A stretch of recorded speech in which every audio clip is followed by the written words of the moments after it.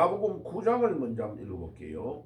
오늘 믿음이 얼마나 중요한가 본문과 연관이 조금 되기 때문에 마가복음 9장 마가복음 9장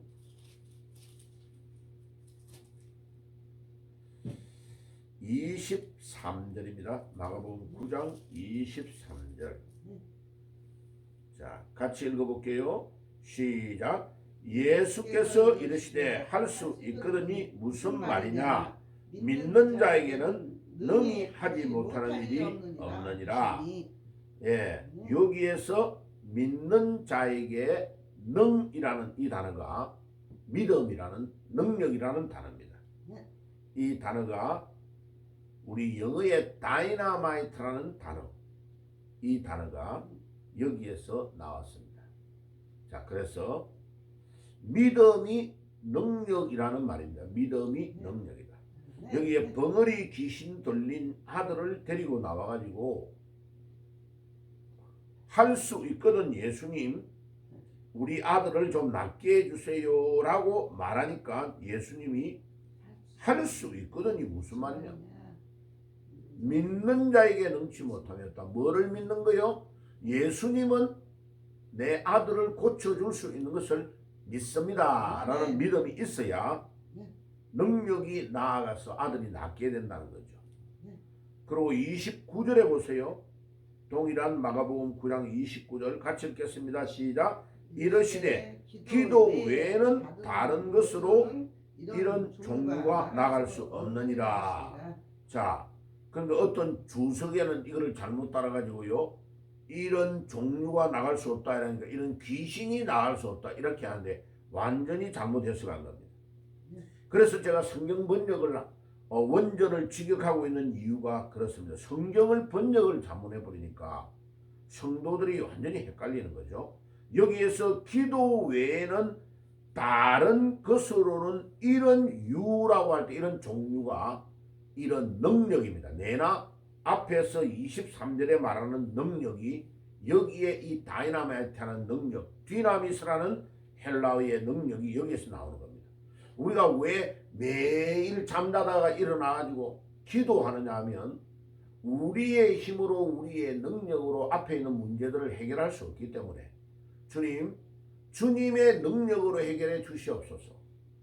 그리고 주님의 능력으로 나에게 도와주셔서 이 어려움을 이겨나가고 돌파하게 해주세요 라고 기도하며 기도의 이 능력을 받기 위하여 매일마다 새벽에 일어나서 기도하는 것입니다. 오늘 이 아침에 기도하는 여러분들 이 능력을 받으시기를 바랍니다. 오늘 여러분들이 믿음이 있어가지고 주님으로부터 이 능력을 받으시기를 바랍니다. 능력이 있는 자에게 우리 주님께서 이런 믿음을 주시고 이런 사람들에게 능력을 주십니다. 그래서 여러분들 이 능력을 꼭 소유하시기를 바랍니다. 이 능력을 소유하는 자에게 하나님께서 이 세상을 이기는 힘을 주시는 것입니다. 아멘. 자, 오늘은 창세기 45장이에요. 이제 요셉이 이제 20년 만에 20년 짧게 말하면 한 13년 17살에 형들의 미움을 받아서 종으로 팔려갔던 요셉이 이 형들과 만나는 장면 또 화해하는 장면이 나옵니다. 그래서 요셉에 대한 기록이 너무 많기 때문에 창세기에 거의 30장부터 요셉에 대한 기록이 시작돼 가지고 50장 요셉이 죽으면서 창세기가 끝납니다. 그죠? 자, 그래서 다 말씀은 들을 수 없고 창세기 45장에 보면 요셉이 이제 형들을 통하여 중요한 일을 자기 자신이 바로 총리인데 애굽의 총리인데 형들이 팔았던 종 요셉이 살아 있습니다 하는 것을 밝히는 사건이 나옵니다. 자, 그래서 창세기 45장에 보면 1절에 보세요. 요셉이 시종하는 자들 앞에서 그 역정을 억제하지 못하여 소리질러 모든 사람을 자기에게서 물러가라 하고 그 형제들에게 자기를 알리니 그때에 그와 함께한 다른 사람이 없었더라. 요셉이 큰 소리로 우니 애굽 사람에게 들리며 바로의 궁정에 들리더라. 와, 요셉이 지금 이집트 그 당시 세계 최고의 나라에 왕의 바로 밑에 있는 총리가 되었는데 요셉이 바로 이집트에서 팔려온 종이었다가 지금 왕의 꿈을 해석을 해주고 신임을 받으면서 총리가 되었는데 이 요셉의 형들이 식량을 구하기 위해서 팔레스타인에 여러 가지 가뭄이 심하고 어려움이 와가지고 양식이 없으니까 남쪽의 이집트에 나일강 유역에 너무나 많은 곡창지대에 곡식이 많다는 소문을 듣고 이들이 곡식을 사기 위하여 온 겁니다. 자, 그래가지고 5절에 한번 가서 창세기 45장 5절을 한번 읽어봅시다. 6절과 7절. 5절이네요. 5절하고 건너뛰고 8절을 읽을게요.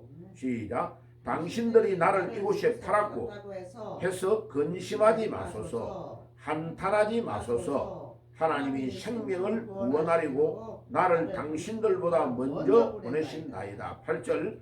그런즉 나를 이리로 보내니는 당신들이 아니요 하나님이시라. 하나님이 나를 바로에게로 아버지에게로 삼으시고 그 은혜로 주로 삼으시며 애굽 온 땅의 통치자로 삼으셨나이다. 아멘. 와, 이 요셉이요 사람 됨과 그릇이 얼마나 대단하냐. 창세기 45장 5절에 당신이 나를 이곳에 팔았다고 해서 근심하지 마소서. 야, 보통 사람 같으면요 이복 형제들이 자기를 미워가지고 아버지가 자기를 편애하고 사랑한다는 것 때문에 시기 질투해가지고 자기를 이집트의 종으로 팔아버렸단 말이야. 그럼 원래는 죽이려고 구덩이에 빠뜨렸는데 구덩이에 물이 없어가지고 죽지 않고 살아나가지고 네 번째 형님이 유다가 얘 우리 동생을 이렇게 죽이면 안 된다.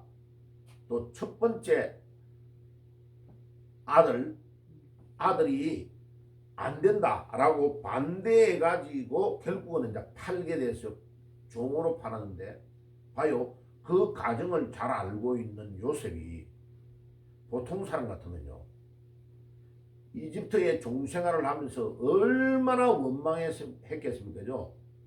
예, 부모님 밑에서 참 사랑을 받고 자라야 될 이 청소년 때 17살의 나이에 요셉이 꿈을 꾼 거 자랑하고 이러다가 셈을 받아가지고 지금 이집트의 종으로 팔려왔는데 이제 빨리 하면 약 30세에 지금 애굽의 총리가 되었으니까 13년 만에 형들을 만난 거예요. 17살 때 꿈을 꿨으니까요. 그럼 17살 때 팔려왔다고 계산하면 13년 흘렀으니까 13년 동안 얼마나 마음에 원한이 쌓였겠습니까? 보통 사람 같으면 그죠? 원망과 형님을 용서할 수 없어. 그런데 형들이 지금 식량을 구하려 애굽에 이집트에 왔다가 이 총리를 만났다. 그러니까 요셉이 얼마든지 이들에게 막 겁박하고 위협을 가할 수 있는 군인들도 다 데리고 있으니까 그렇게 할 수 있는데 5절에 당신들이 나를 이곳에 팔았다고 해서 근심하지 마소서, 한탄하지 마소서. 하나님이 생명을 구원하시려고 나를 당신들보다 먼저 보내셨나이다. 와, 이 요셉의 이 믿음, 사고방식은요 형들은 따라올 수가 없습니다. 흉내를 못 냅니다. 자, 이 신앙이 무슨 신앙이냐면 하나님 앞에 늘 서 있는 신앙. 이걸 라틴어로 뭐라고 하냐면 코람데오라고 합니다. 코람데오. 저 부산에 가면 고신대학, 또 이 천안으로 신대원이 옮겨져 있어요. 거기에 고속도로를 타고 서울로 가다 보면 오른쪽에 산 쪽에 딱 고신대학원이 거기 있어요. 그런데 그 학교의 표가 뭐냐? 코람데오입니다. 코람데오. 딱 들어가는 데에 돌멩이에다가 라틴어로 써놨어요. 코람데오. 코람이 뭐요? 누구누구 앞에. 라틴어로 데오는 하나님이에요. 하나님. 하나님 앞에서. 굉장히 중요한 신앙이에요. 그러니까 요셉은 어디를 가든지 하나님 앞에 서 있는 거야. 그러니까 형들이 나를 파는 것이 아니고 하나님이 나를 먼저 보내어가지고 이런 가뭄을 대비해가지고 온 가족이 먹을 것이 없어 죽어가는 상황 속에 나를 살리려고 세계 최고의 긴 강인 나일강이 있는데 거기에 가장 기름지고 가장 많은 곡창물들이 막 쏟아지는 이 이집트의 부유한 땅에 나를 먼저 보내어가지고 하나님께서 우리 가족을 다 살리려고 나를 보내셨다. 야, 이 믿음이요.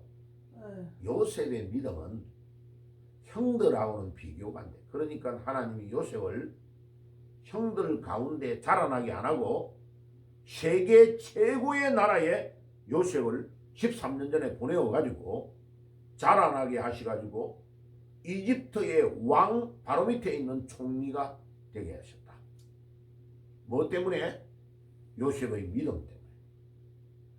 요셉이 하나님 앞에 늘 서 있는 코람데오의 신앙 때문에 그렇게 하셨다.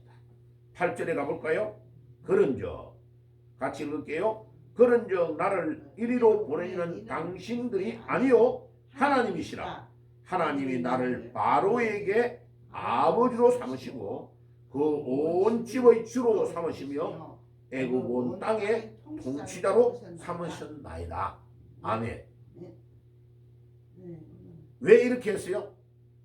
하나님께서 요셉에게 지혜를 주셔가지고 바로 왕이 꿈을 꿨는데 아무도 해석하지 못하는데 감옥에 있는 요셉이 꿈을 해석을 잘한다는 말을 듣고 요셉을 불렀는데 바로 왕에게 그 꿈은 7년 동안 풍년이 들어가지고 어마어마한 곡식을 거두어 들을 때에 곡간에 잘 보관을 했다가 조금 있다가 7년 후에 엄청난 기근이 찾아오고 농작물이 흉작이 돼가지고 흉년이 들 겁니다. 그거를 대비해야 됩니다라는 꿈의 해석이었어요. 그런데 그대로 7년 있다가 흉년이 지금 들은 겁니다.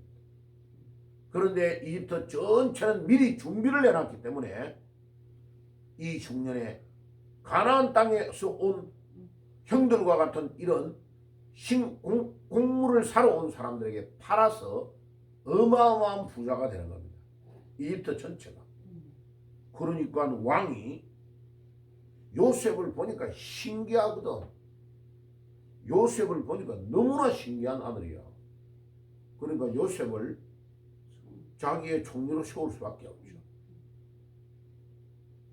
자, 오늘 우리가 이 아침에 깨달아야 되는 것은 제가 제목은 용서와 화해라고 했지만은 사실은요 요셉은 이미 형들에 대한 원망이 없는 거야. 딱 뛰어넘어 버렸어. 하나님이 나를 보냈구나. 내가 이집트에 와보니까 이제 알았다. 하나님이 나를 여기에 보내신 이유가 가깝게는 우리 가족을 다 먹여 살리라고 보냈고 조금 더 크게 보면은 이집트라는 세계 최강의 나라를 먹여 살려가지고 전 세계를 향하여 하나님의 이름을 드러내고 복음을 전하도록 하기 위하여 하나님이 나를 여기에 보내셨구나 라는 것을 깨달은 거예요. 여러분 오늘 말씀을 듣는 여러분들이 어디에 있든지 요셉이 가지고 있는 이 코람데오의 신앙, 하나님 앞에 서 있는 신앙, 예, 이 하나님 앞에서라는 신앙이 있으면 여러분들은 승리할 줄 믿습니다. 그래서 요셉처럼 우리 기독교인은 전 세계를 통치하는 하나님의 대사가 되어가지고 가는 데마다 주의 이름과 복음을 전하는 그런 사람이 되어야 되겠습니다. 하나님께서 우리 대한민국을 바로요, 이 이스라엘 민족같이, 이스라엘 민족을 요셉을 보내어가지고 하나님이 봐요, 조금 있다가 이제 오늘 낮에 제가 말씀을 드렸는데 지금 결정을 해야 되는데 들어가서 하나님이 야곱을 아버지를 초청하게 합니다. 요셉 때문에. 그러니까 요셉을 보고 싶다고 하니까 아버지하고 전부 다 가족을 다 데리고 이주하세요 해가지고 이주를 하게 만듭니다. 이 어려운 시기에. 야곱이 이스라엘로 이름이 바뀌었죠. 이스라엘이 가족을 데리고 내려오는 사람이 66명이 이집트에서 다 손자하고 다 데리고 내려오는 거예요. 그랬는데 성경은 몇 명이 왔다고 기록하고 있냐면 70명이 왔다고 기록하고 있어요. 66명으로 출발했는데 이집트에 70명이 도착했다라고 그 다음 구절은 그렇게 장식에서 기록하고 있어요. 4명은 어디에서 나온 거예요?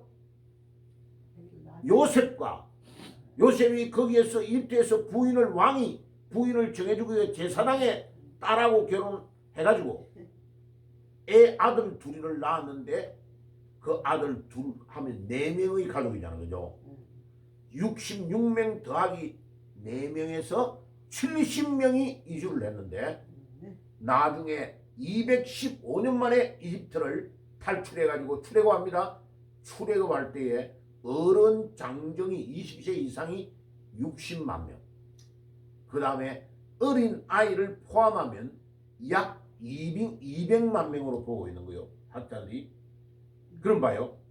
한 가족이 요셉 때문에 이주를 해가지고 이집트라는 가장 거대한 나라에서 딱 자라나가지고 민족이 되어 나아가는 겁니다. 할렐루야. 아멘. 이야, 이건 그 215년 가나안 땅에서 아브라함을 불러 이삭, 야곱이 거주한 시간이 215년이요. 그 다음에 이집트에서 딱 215년 합해서 430년을 끝내고 올라갈 때에 하나님이 아브라함에게 약속했던 창세기 12장 1절에서 3절에 내가 너를 통하여 하늘의 별과 같이 바다의 모래와 같이 많게 하겠다고 하는 약속을 하나님이 보라는 듯이 민족으로 바꾸어 약속을 성취하시는 하나님입니다. 아멘. 자, 이거 놀랍지 않습니까? 오늘도 우리 한 명 한 명을 불러내어서 아브라함처럼 민족이 되게 하시기 위하여 우리를 부르신 줄 믿습니다. 그래서 내가 어저께 이제 저녁에 설교를 딱 마무리하면서 우리나라 전 세계 우리 해외 동포들이 얼마일까를 찾아본 거예요. 2023년 마지막에 우리나라 보고된 통계가 어떻게 되어 있냐? 708만 명이 전 세계 우리 대한민국을 떠나가지고 181개국에 나가 있는데 미국에 제일 많이 나가 있어요. 미국에 제일 많이 나가 있는데 미국에 200만 명이 넘어요. 미국에 200만 명이 넘 260만 명 가까이 되고 그 다음에 중국에 두 번째로 많이 가 있어요. 그것도 200만 명이 넘어요. 그 다음에 일본. 그래가지고 181개국을 다 합쳐보니까 708만 명이 지금 나가 있어요. 자, 우리 외국에 나가 있는 숫자가 유대인보다 더 많아요, 적어요? 출애굽할 때 유대인보다 더요. 지금요 3배도 더 많은 숫자가 해외에 나가 있는 거예요.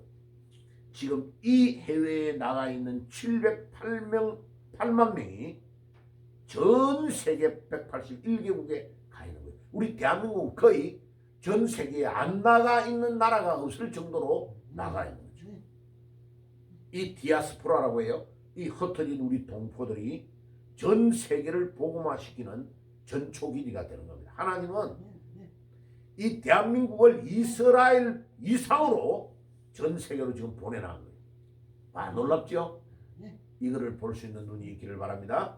오늘 이 새벽에 말씀을 듣는 여러분들, 이 요셉을 통하여 역사하시는 하나님이 여러분들에게도 전 세계를 복음하기 위해서 역사하시는 줄 믿습니다. 아멘.